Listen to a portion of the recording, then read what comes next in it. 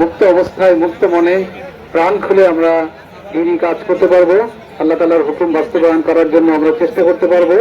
এইটা আমাদের আশাবাদ। আল্লাহ তাআলা আমাদেরকে কবুল করুন। আসসালামু আলাইকুম ওয়া রাহমাতুল্লাহি ওয়া বারাকাতুহু। আমাদের সম্মানিত বন্ধুরা, আমরা অনুরোধ করব। আসসালামু আলাইকুম সকলকে। আজকে আমাদের খুলনা বিশ্ববিদ্যালয়ে গণ ইফতার 2026-এর সুন্দর একটা সূচনা এবং সুন্দরভাবেই আমাদের আয়োজন শেষ হয়েছে।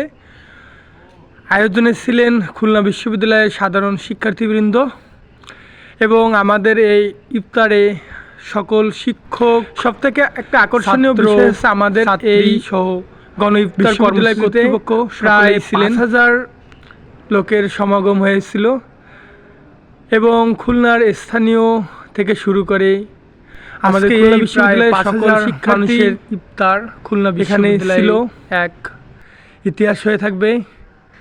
এবারেই প্রথম এতগুলো মানুষের সমাগম একটা ইফতারে। আল্লাহ সকলকে কবুল করুন এবং যারা আয়োজনে ছিলেন তাদেরকে আল্লাহ কবুল করুন। আমি এখন ইফতার এর ঠিক 2 মিনিট আগেই আসছি, আর এখান থেকে আমি ক্যামেরা বন্দি করছি পুরো ইফতারের একটা দৃশ্য।